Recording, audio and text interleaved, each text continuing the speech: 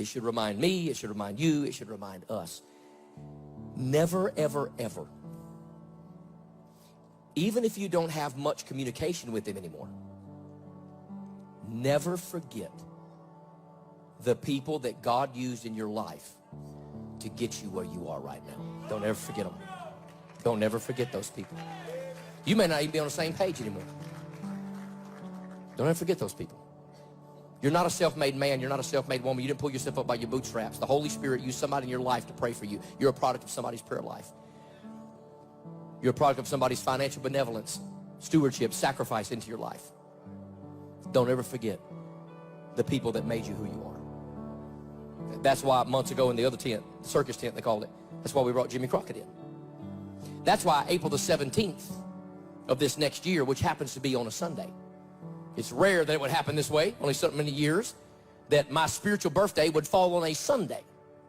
30 years of salvation this coming April. 30 years. And we'll celebrate it together under this tent. 30 years ago, we'll celebrate it under this tent.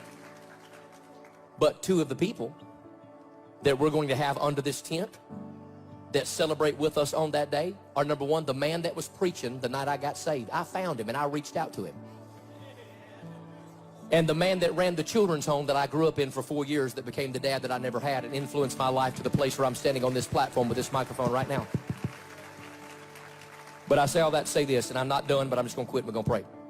When I called the man that was preaching the night I got saved, we've seen each other one time in 30 years at a conference in Vegas that I was preaching at and he was giving a testimony at. He's not in the ministry as far as what he was doing anymore. He works at Liberty University. He took over Jerry Falwell's Sunday school class when Jerry Falwell went to heaven years ago. So he does that Sunday school class, but he doesn't travel as an evangelist anymore. He was an Cajun evangelist, David Benoit. Looks like Benoit.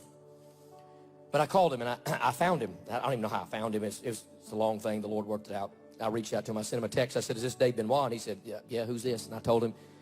So he called me immediately. A couple months ago now, I've been in contact with him. And we talked for a while, 30, 40 minutes.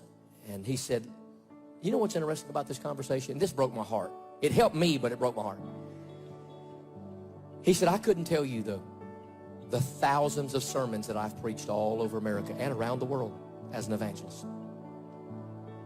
He said, "I did it for 30 years.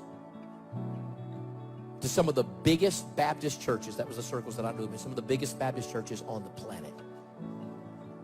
He said, "There's times I would give the invitation and 1,000 people would come to the front in these huge crusades and respond to the gospel." 30 years, he said, I did it.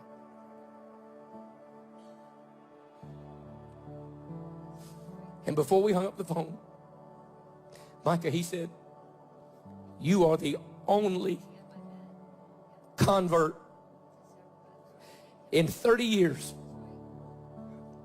that's ever reached out to me and thanked me." The only convert in 30 years.